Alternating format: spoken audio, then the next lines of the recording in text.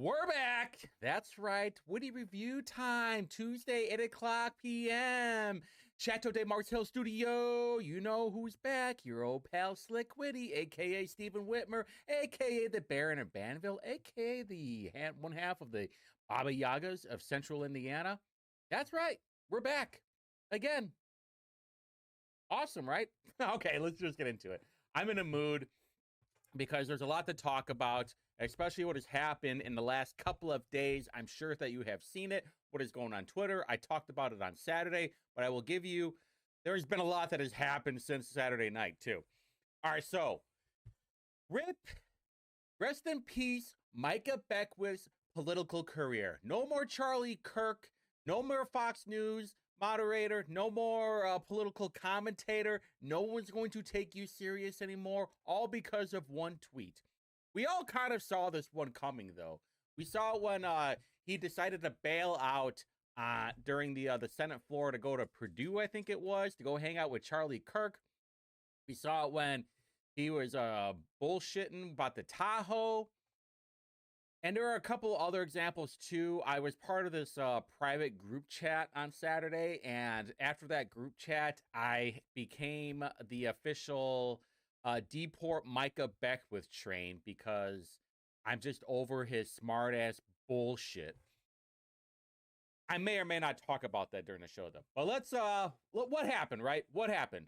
Well, the reason why I have these screenshots, by the way, is because Micah or Micah's team, whoever runs his official Twitter account, deleted the original post. All right, so September 5th at, I think that was on Friday, right? Yeah, so Friday at 5 o'clock p.m., he goes, yesterday I sat with Haitian pastors from Marion County. Their people have endured earthquakes and violence, and now more than 40,000 are seeking asylum in Indiana. We spoke about barriers of language and culture while also discussing the power of faith and family. What I saw was not a community asking for a handout, but people determined to work hard, raise their children to become contributors to the great Hoosier state and assimilate to American life. Now, everybody has probably met Haitians. Have you met any real Haitians that have assimilated to the American life? Because I sure haven't. And I would say all of these 40,000 seeking asylum are going to get government bennies off of your taxpayer dime. And what's worse about it, I think Micah is fully convinced that these people want to assimilate. They don't. They want to have handouts. We have seen this time and time again. Maybe if Micah lived in Marion County instead of his elitist area over in Hamilton County, he would understand that. You know what, like, kind of pisses me off, though? All these people that are part of these religious churches, Christianity, Catholic, Protestant, whatever, and they're like, hey, you know what? We should go to this third world shithole and help them out. But they never help out around here. I cannot stand those types of people where they put more effort in trying to help out a third world country than their own home. It's bullshit. I hate it. All right, so he gets completely destroyed, by the way. By the time I screenshotted it, it was 2.2 million views. It was actually more like almost 3 million views. You can see it right there, 3 million views by the time that it ended. And then there was a rebuttal, which I archived this. This was at, I think there was like a couple of hours later. I think there was a couple hours later. He goes, if you know my stance on immigration, you should know the sentiment behind this. I have said time and time again that our border should be shut down and we need the federal government to halt any more asylum seekers until we get a handle on it. Actually, hold on. Let me see. I think it might be this one from archive. Yeah. So we can get a handle on the current crisis. Oh, they can't. Oh, it cuts it off. Oh, that's great. Wonderful. Then a blank. And then a couple hours after that, he goes, ultimately, advocating for firmness does not mean abandoning love. I was letting these pastors know that they have a responsibility to care for their own community. It is their job to do that. It's not our job to fund them. Really? Now, he can say that all he wants, but from his original post, does it not look like he is saying, oh, man, I can't even click on it either. It's totally over, huh? And now more than 40,000 are seeking asylum in here. We spoke about barriers of language. There is none of that in the original tweet where he goes, these people need to assimilate. These people should not have government handouts. Either they should be learning how to speak English, not have government handouts, and totally assimilate to the American way of life, then they need to be deported. That's what he should have said. Now the aftermath of this whole thing is it's beautiful. You know what? It was chef's kiss. It was a beautiful moment because we finally saw all the bullshit happen at one time because all the right-wing people were coming out about this whole thing. We had this guy, John Jackson, who has 126,000 views, followers, 700,000 views at that time. Actually, let's see what it's at now. Yeah, and then obviously Micah deleted it. But this was the what he had said earlier last year. Micah joined Kayla from Wawa to speak about the Haitian migrant influx happening in Indiana, calling out local and state leaders for their silence. That's weird. And then this was in November. Rokita is stepping up to protect Indiana small towns from an influx of illegal immigration that threatens our community's stability. His latest investigation to the surge of Haitian migrants is a bold move to ensure Hoosier safety and uphold the rule of law. I mean, Ethan said it first. The hypocrisy is off the charts. He has no core convictions, which I at this point, I don't know what he believes in. I don't know if he's just saying, hey, you know what? As long as they're here legally and as long as they assimilate, but they haven't. We've seen it time and time again when foreigners from third world lands come into this country, they do not try to assimilate. All they want is money, money, please, money. I want more of it. And I think we've all noticed of how disgusting it is when in Wayne Township there are 77 different languages, or the superintendent is bragging about it too. There was another one. I want to show this. So I found this one on Facebook. This was from Christina Agawa News. And then there was a tweet on this thing. My mouse. There we go. And at the very bottom, it goes, Beckwith swears that new asylum claims will bring in people who want to assimilate. Now, here's the funny part. Micah said, I never said that, nor do I believe that. And then everybody just starts pounding after him. You said a lot of things. Do you believe this post? And obviously, we had to like all this stuff. MAGA strikes again, blah, blah, blah. All right. Yeah, these two people are, I don't know. Should we block them? Let's see. Should I block them? Yeah, let's block them. They're getting blocked. We're gonna block this person. Oh, they don't even follow us anymore. All right, yeah, you're getting blocked. Later. You're not gonna be disrupting. You know, I said that I talked about this on Saturday. There's like people, there's like dumb people, and then there's retarded people. And the retards are going to get blocked. Because they're just they're coming in there starting shit, but then they don't bring anything to the conversation. There's like, oh, socialist, MAGA socialist, and we know who they are. They're libtards starting shit. Yeah, you're getting blocked. Eat it. All right, so, but earlier that day, he talked about the Dearborn Heights. They changed their badge, right, or their logo. Adding foreign languages like Arabic to official government logos isn't inclusion. It's erosion of the American way of life. Our strength as a nation has always come from many backgrounds joining together under one flag, one culture, one common tongue. But yet, bringing in 40,000 Haitians is a good idea, right? Okay. So Oilfield Rando goes after him. You can't see it because it's blocked. Oh, yeah. Okay. So I kept seeing this too. He turns off replies, so is willing to listen to Haitian pastors, not American citizens. Okay.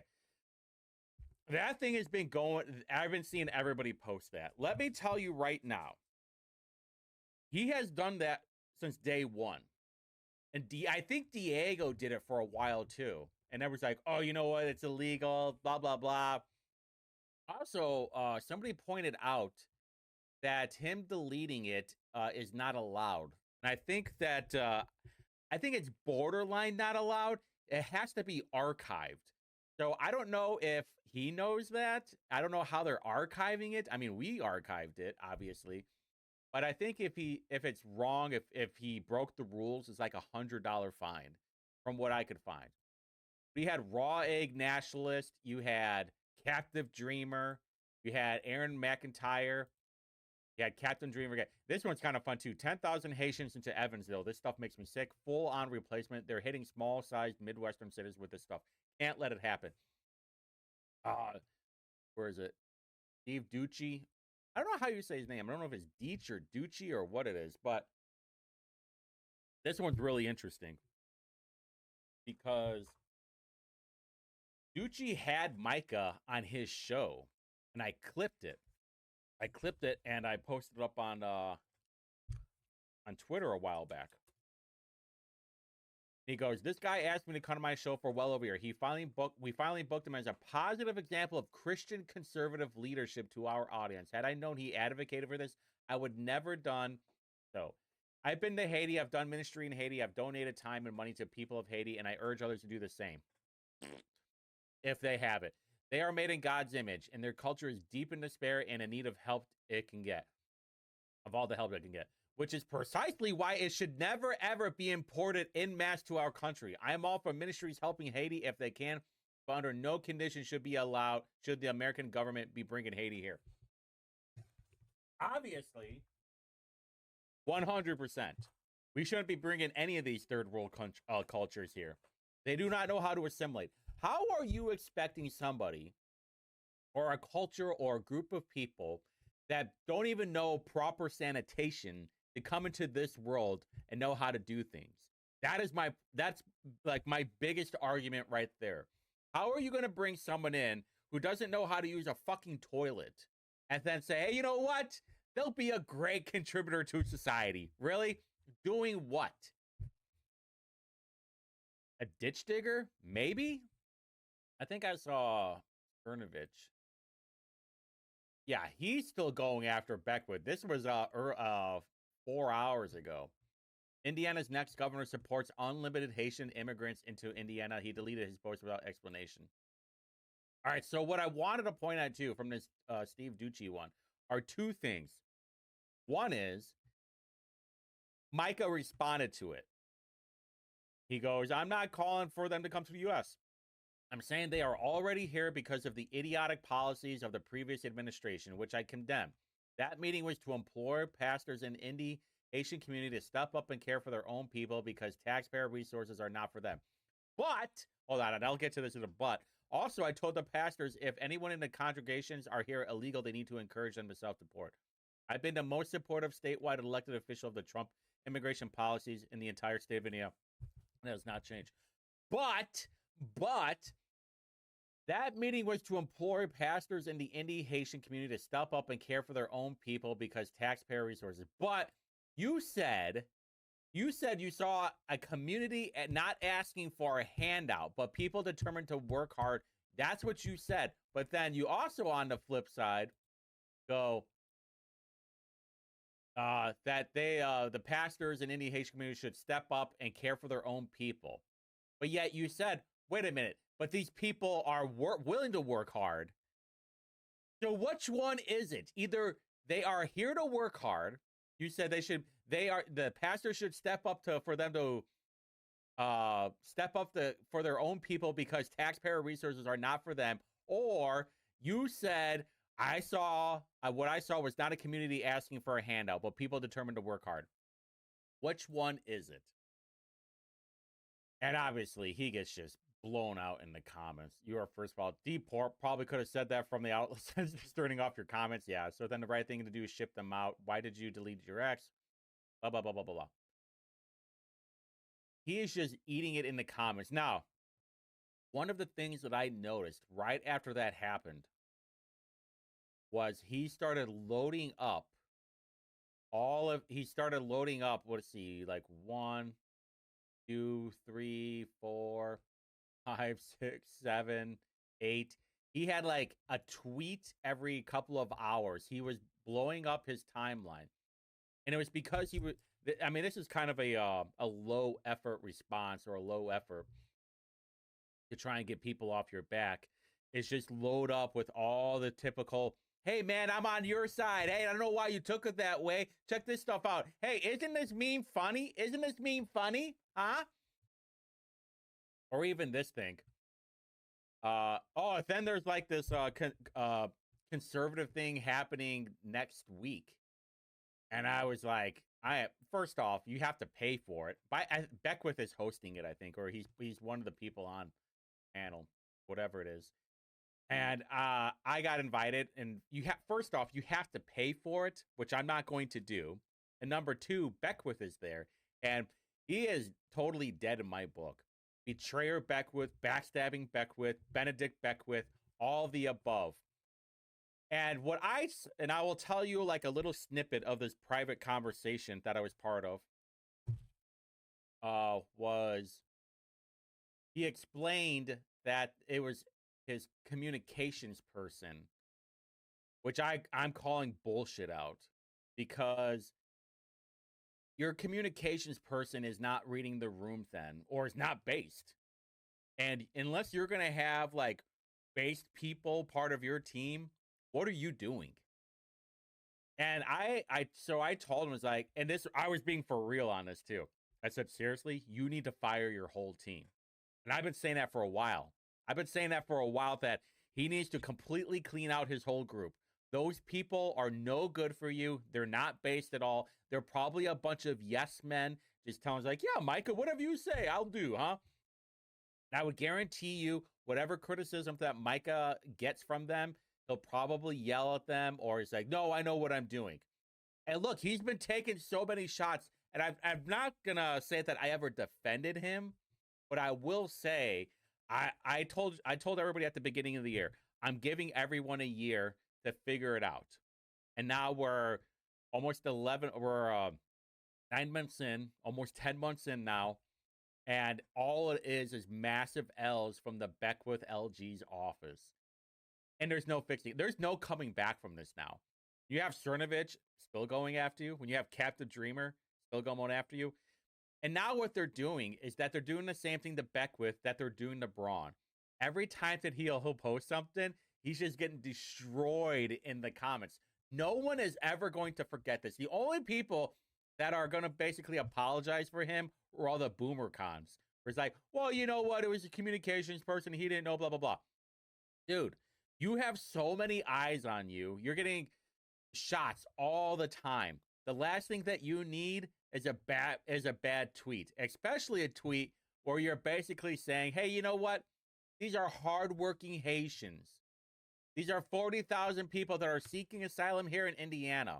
And by the way, when he said, oh, well, they're already here, then why are you saying that they're seeking it here? Oh, well, they're already here. Really? Because your post basically indicated that they were looking to come to Indiana. This is what I mean. Is that if you're going to put out a tweet, you should look at it and be like, good or not good. You should have the final authority because it's your name. It's that person is representing you. And I don't know how many times I have to say that. Like, it's just like pure incompetence from that office right now. And I don't know if Braun has castrated him or not, where he's basically not able to do anything, or what is going on. All right, so I do my show on Saturday. The following morning, I'm getting ready to do some football. Football's back, baby. And I was ready to go watch some football at a friend's house, and I find somebody had made a post, and they were like, why did you delete your tweet? I'm like, what? He deleted it? And obviously, you can tell he deleted it. 36, 71 likes.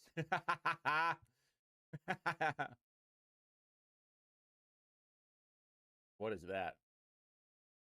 Our public employees should not be allowed to lock down posts so only certain citizens can make a comment. This is criminal behavior for... Okay, well, first off, you're allowed to. I hate to break it to you, but you're actually allowed to. Yeah, this is the Republican Party once Trump leaves. I 100% agree with. To be fair, Trump could be doing a better job at the immigration stuff. You know what? You can just do things in case you didn't know. But that's totally spot on. The Republican Party in Indiana is basically liberal light. They're what's the other old saying? They're progressivism driving the speed limit. Like listen, the Republican Party will eventually be okay with trans stuff. You just have to give it like 15 years. They're already okay with butt fucking. So they'll be okay in like 10 years with kids being allowed for kids to get cut up and become Frankenstein monsters, basically. All right, so continuing on. One of the things I wondered, somebody had posted like, where is Aaron Wren? Because he's supposed to be this conservative, right? Well, then he made a post 14 hours ago. I think it was like 14 or 15 hours ago. He goes, obviously, I don't want 47,000 bogus asylum seekers from Haiti or anywhere else. There are a lot of people out there who obviously want attention more than anything else and constantly say controversial things to get it. As a general rule, I don't like to engage with them. That means nothing. This is like a nothing tweet. I don't want it. Nobody wants to. You don't want to engage with them about what? All you have to say is, I don't want 47,000 bogus asylum seekers from Haiti or anywhere else. Boom, done. That's all you got to say.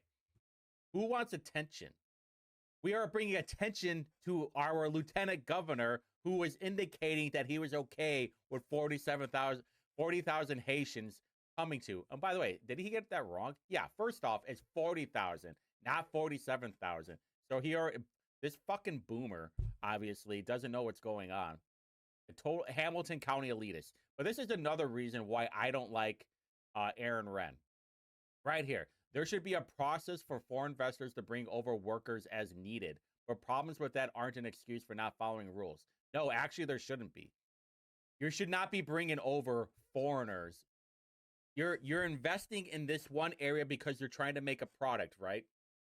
So Volkswagen wants to go to Mexico. You're not exactly bringing American workers there, right? Or at least a bunch of them for cheap labor. The only reason, I think somebody made a really good point that was spot on. There is a process, just cheaper to do it illegally. Who determines who's needed? And yeah, almost always the need is to pay 50% less. 100% spot on. But apparently, Aaron Wren is in his Hamilton County mansion, being his elitist jackass self, saying, you know what, actually, there should be a process to bring in all these foreigners. And here's the biggest L right here. This is another L. One difference I have with some is that I actually think the bulk of immigrants are great people at the individual level. I don't. And this is what happens when you don't live in Marion County, when you live in Hamilton County. I got a bunch of Mexicans across the street from me.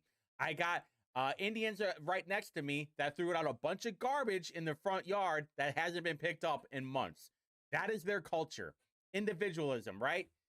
Some of them have inspiring stories, but our immigration system is not working for our country and its people, and we need a big cutback now. No, we need a 20-year memorandum. We should not be having any more immigrants come here for the next 20 years. Where is it? The LEAP district. While the LEAP district in Indiana has not yet proven successful, Indiana does need a mega site like it, which is where major advanced manufacturing investments have been moving. Booming states like Tennessee and North Carolina aggressively use mega sites. And how much in tax incentives do they get? Wait a minute. You're saying we need it. Hey, the LEAP district has not proven like it's actually doing anything well, but we need it. We need one that'll actually work. I mean, this guy is the biggest dope, and anybody inviting him to do any kind of public speaking, I do not know what's wrong with you. But you know what? You guys will eventually see it because I am right on all of this stuff. When I know a bullshitter, when I see a bullshitter, I know. How many times have I been right when I said do not trust that guy? That guy's a snake. I'm not calling him a snake. I think he's just a Hamilton County elitist, another dipshit.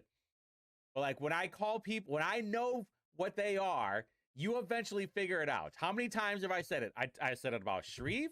I said it about Michael Paul Hart. I said about most of these people in the Indianapolis GOP that do not trust them.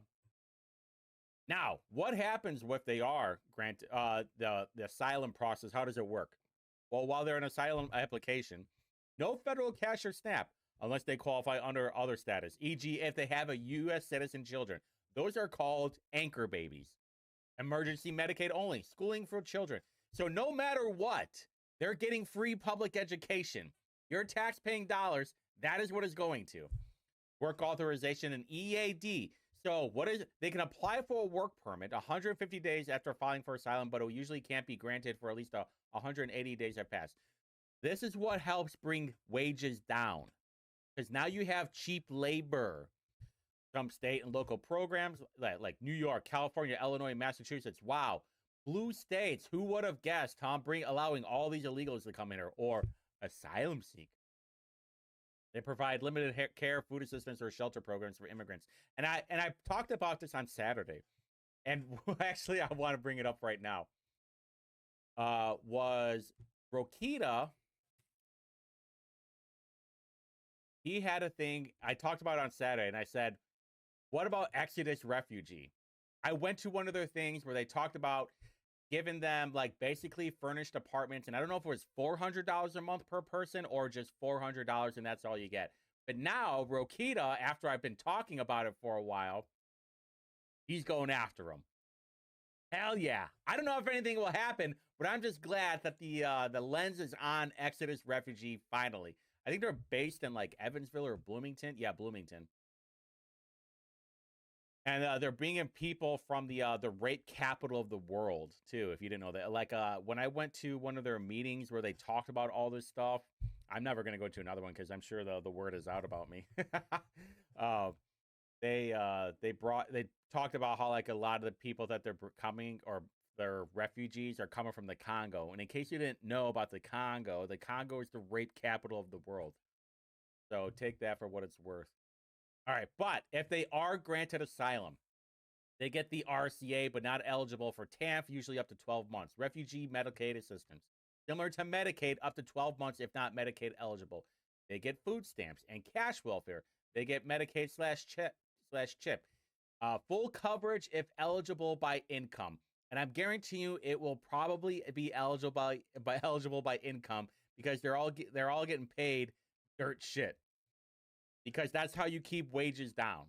Refugee support, supplemental security income, work authorization, again, pathway to permanent residence. Oh boy, oh great. So you can apply for a green card, and then you can just really keep wages down. This is what you're seeing a lot with Uber drivers. You're seeing it with delivery drivers. Now, I mean, obviously now you see it with truck drivers. We saw what happened in what was it, Florida or Texas, where that Sikh killed those 3 people who actually killed 3 Haitians. Unbelievable. I'm not laughing at that. Just like, I think there was Haitians that were here illegally too. So now like the illegals are killing the illegals. This is where we've come. All right. So do you also remember Barbecue? A Haitian rebel and gang leader, former policeman and warlord. And let's not forget like how corrupt Haiti is. One of the Haiti's most notorious gang leader. Wasn't that guy a cannibal or something? Isn't that what they were saying? So I wanted to know. It's like the Haitians are pretty dumb, to be honest with you. And I want to know what their IQ was. I'm gonna find out. I cannot find their IQ. I mean, you can see in like Dominican Republic, it's 80. So maybe it's 80, maybe it's 70. In Cuba, it's 90. I think the average IQ is like it's 102. In the US, it's 102. Where was Panama is 981. Where was okay, so yeah, Syria 74. There's a lot of inbreeding happening over here though. Where was it? Kosovo 79. Don't worry, these IQs are probably going to get worse since there are all these low IQ People are moving up into Europe. That one. New Guinea is 78. All right, so I just Googled it. I don't know if it is. The average IQ in Haiti is reported to be around 60. Although the figure is often debated and criticized for its methodical flaws and culture bias. So I wanted to know, what is the average IQ of an adult with Down syndrome? Turns out it's around 50. Personally, I thought it was 55. But so you know, if this is true, they're barely better than somebody with Down syndrome. Shocker, right? And then, so what ended up happening was Micah or his team or somebody on there deleted all the tweets. And it wasn't just the Haitian tweets either. It was also a tweet about this one. He also deleted that one. And the only reason I was able to find this tweet because it was still active on the Twitter app on the phone. So I made sure I screenshotted it and then we posted it. Honored to meet with those amazing pastors at yesterday's Marion County Hispanic Roundtable. Your faith and service help build up communities across Indiana. By sharing best practices from the county to county, we are paving the way to a brighter future. Thank you all for your leadership. And what happened was we made a joke. We like retweeted it and said like, "Oh, another 40,000 of Mexicans are coming in too." That's why it has so many views. Just then that took off. I mean, he got ratioed so bad in the comments. We were destroying him. I mean, oh yeah, this is what I want to bring up too. Jamie. Where is it? Yeah, right here.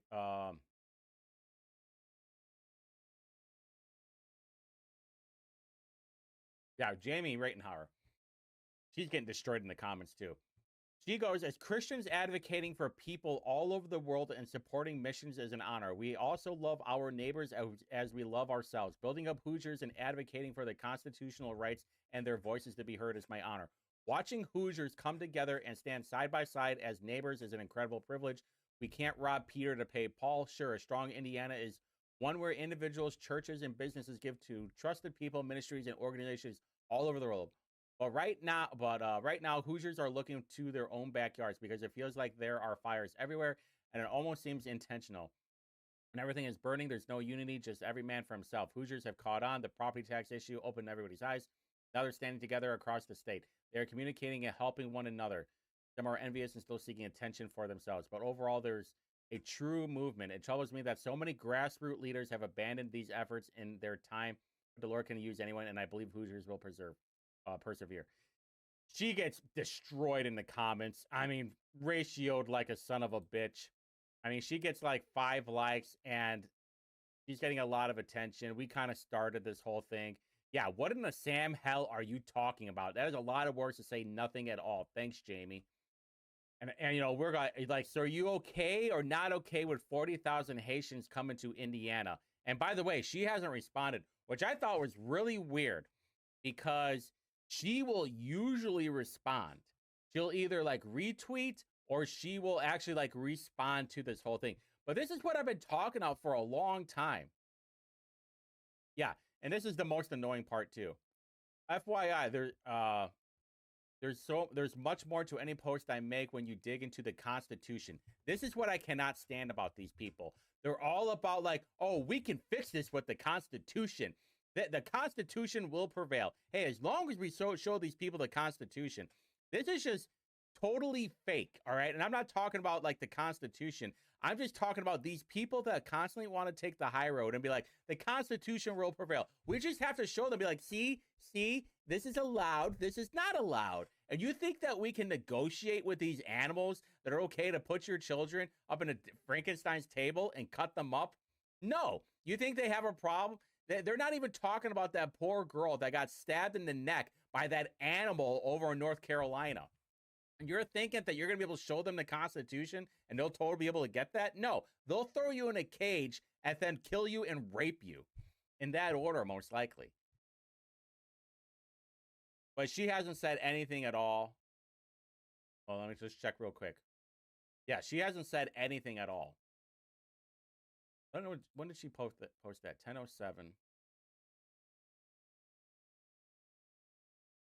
This was at 7:07. Oh, okay. So I've been saying this for a long time. I think Jamie's an op. I think you guys are going to start figuring it out here pretty soon. And if you look through her social media, it's just her doing some Trump ball licking. That's all she's really doing. She's just putting out word salad bullshit all the time. Like, what are you talking about? What exactly are you saying? What's up with the Dickens novel?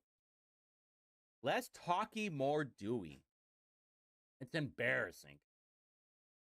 All right, so we did all that. We did all that. And then Rokita doing all that. All right, perfect. So, things that happened during the city council. I still have 15 minutes left. All right, so I want to talk about what happened at the city council meeting. A lot of stuff happened. All right, so I got there. So today was the day where they're going to vote down for the data center. And basically, I think they have like another talk about it. And then September 22nd, that's like the real vote. And I'll be there, obviously. So I get there because I'm the field reporter for Indie Reporter, of course. And of course, I do talk text. And every time I do talk, and I didn't double check it, but I don't think anybody really cared about. There, Jesse Brown was right there screaming. I don't know what he was screaming at Windows. I'm not exactly sure what they were screaming at, though. Go hit on the blonde. No, I didn't. I don't. By the way, I don't talk to Jesse Brown. Jesse Brown's a dope. I know all of you guys are like, well, he's honest. Yeah, he's an honest dope. All right, so obviously did not start on time. Yeah, Fady Kadora. There's a lot of talking that happens during these meetings. One of the things that I saw was Josh Bain, Dan Boots, and Art were all talking, and yet Larry Vaughn was not there, which is too bad. They had public testimony that you could give too. And I don't know what they were talking about, but Carlino and McCormick were doing a little chit-chatty too. So the first hurdle got done. Everybody voted for it. So now we have to wait until the 22nd. Now, this is where things get really interesting. I think Hart and Bain were pushing for 3 things. One was the residence requirement. Now, for those who don't know, if you work for the city government, if you work for Indianapolis, I don't know if it's Marion County or if it's just Indianapolis, there are certain jobs that require you to live in Marion County or Indianapolis. And one of them is the public defender's office. Not for the prosecutor's office, but the public defender's office. And the chief public defender talked about during committee about how hard it is to hire people because you have to live in Indianapolis. Like I said, I don't know if it's Marion County or Indianapolis. They're kind of the same to me. It's still kind of dumb though. I never knew that. I mean, because I come from the private sector. I would never really work for the government. Working for the government's lame. It's like the cushiest job ever. You get paid money, you get health insurance, you get life insurance, and it's really hard to get fired. So Michael Paul Hart, he had put an amendment where it would just change the residence requirement just for the public defender's office. And then every single person voted no. But the talk about it was really funny. So, but let's listen real quick. Mr. President. Yeah, I've got a motion this evening where, I'm just taking, and I've got an amendment for this where I'm just taking a lot of feedback that we had in committee. Essentially, what this amendment does, it removes the original language of alleviating the residency requirement completely. And really, we heard from the chief public defender that evening, and he made a very compelling case that it is hard for him to be in parity with the prosecutor's office. And then in subsequent weeks, we actually heard from the sheriff's department about making sure that we're fulfilling our constitutional duty, which got me thinking about this proposal. And okay, so this is the most important part, which they talked about this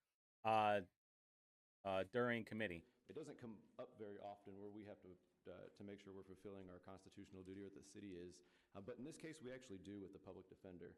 And if he's having a hard time hiring folks to provide the right to representation because we are prohibiting that through our municipal code, then we are in the way. And so what this proposal does is... It's just a cutout. But what Josh Bain says is more important. Just want to briefly thank Councilor Hart for his work on this, and obviously as a co-sponsor, I fully supported the proposal in its original form and thought it would be a really good thing for the citizens of Marion County.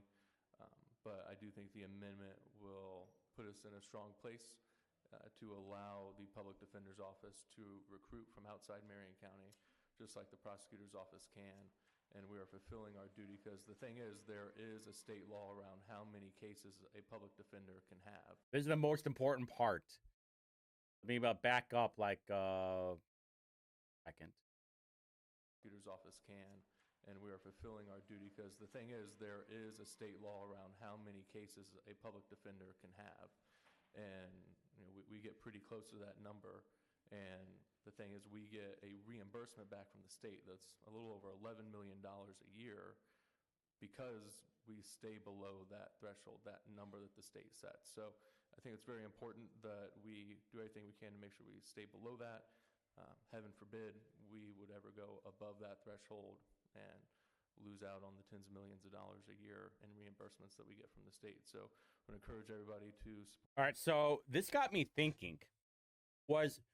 You can make an argument of why Ryan Mears is working with the, possibly working with the Public Defender's Office, or, just in general, to try and get plea deals going through there. Because if you're so close to that limit, of that allowed limit, and you're going to have a chance of missing out on $11 million, $11 million, that would make sense why Ryan Mears is trying to push through all these cases, and the Public Defender's Office. But don't you worry, as usual, Democrats don't give a shit. But my favorite comment was Jesse Brown, because it shows how much of a dope he is. Thank you to Councilors Bain and Hart for bringing this. Comments on the specific amendment first. I do think it's important that the Public Defender's Agency gets parity with the Prosecutor's Office. However, in this case, to the best of my knowledge, the Chief Public Defender has still not provided the opportunity for the public defenders who are working by the way, check out his little sippy cup. To actually sit and have their demands met. They're just waiting for a fair arbitration agreement. When the employees are directly telling the Chief Public Defender what they need most, and the Chief Public Defender is refusing to meet them in the middle, to me, we can play around with code all we want, but we're dodging the central issue there. So I will be voting no on this. Thank you. No, the central issue is you're having a staffing problem. Unionizing is not going to help with the staffing problem. Maybe it'll help with more pay, but you could always pay more people. You could always pay more.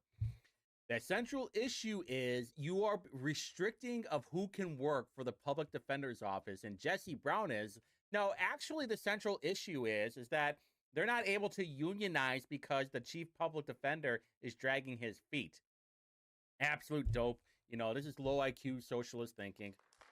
And then you have these fucking clowns, these land whales in the crowd. They're like, yeah, you go, girl. You go. For our vote, it fails. All right, so the only Democrat that voted yes for that cutout for the public defender was Dan Boots. Very surprising. 7 to 18. Then let us. Okay. Okay. So the amendment failed to have just the cutout for public defender. So then the proposal, the original proposal, was up for a vote because that's just how it works. Obviously, Jesse Brown had to put in his comment for it. This might be worse than the first one. I, again, wanted to thank Councilors Hart and Bain and my other colleagues who voted for this for taking seriously the severe staffing issues that do exist within this administration. And it is true that we heard Ray Casanova, the Chief Public Defender, and several other department heads and agency heads stating they would like to remove the residency requirement. Okay, so we now know it wasn't just, hey, you know what, we're thinking about doing it. I woke up one night and said, you know what, we should totally make it where it's possible for anybody it doesn't matter where you live, that can work for the public defender's office. At that, and Jesse Brown is agreeing with that. Don't worry, it gets worse. Not saying that they're making up this issue or trying to solve a problem that doesn't exist. But, and I did mention this privately as well, I think my colleagues are failing to address the elephant in the room here, which is Joe Hogsett's abusive behavior that makes it clear the city is not a welcoming place for people to work. We've been talking about this issue for 13 months as a council. Within the last week, the Mirror Indy article came out just showing that the abuse was not limited to Thomas Cook, was not limited to sexual abuse or harassment. Mr. President, I would like to end this conversation that has nothing to do with this item on the agenda. Thank you.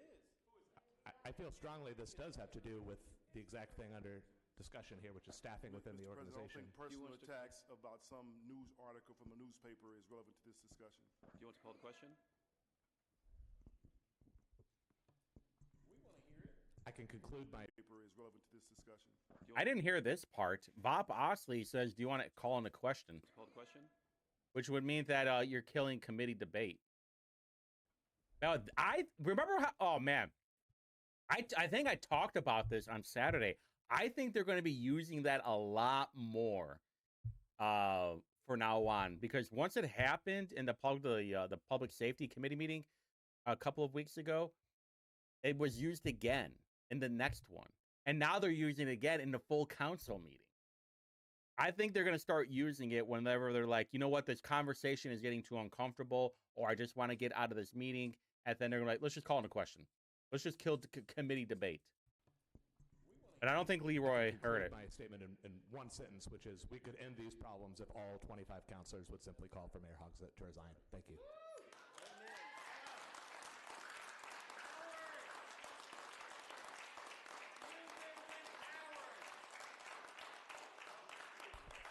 Oh yeah, one more note too. You see that right back there? You probably can barely see. There's a guy with a tie on. That's Dan Parker. He's number 2 to Joe Hogsett. I was sitting right next to him, and when that public defender cutout failed, like, I did not expect that to happen. So apparently he thought that and by the way, Dan Parker does not want to change the residency requirement because he said that the income tax dollars, that's what they're worried about. All right.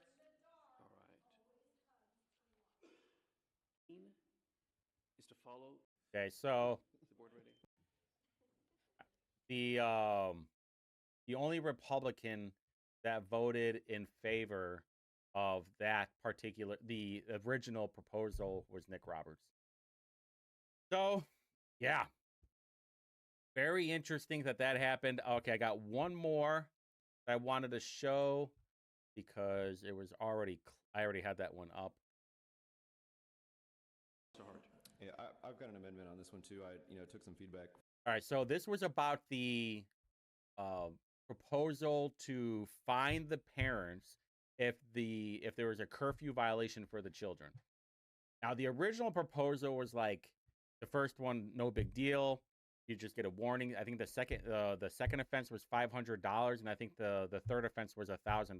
So this one gets changed to a lower fine. From council members on varying degree items. One was the amount of the fine. So what this amendment does, I'd like to move, is reduce the fine on the subsection BB from 500 to 300, and then BC from 1,500 to 700.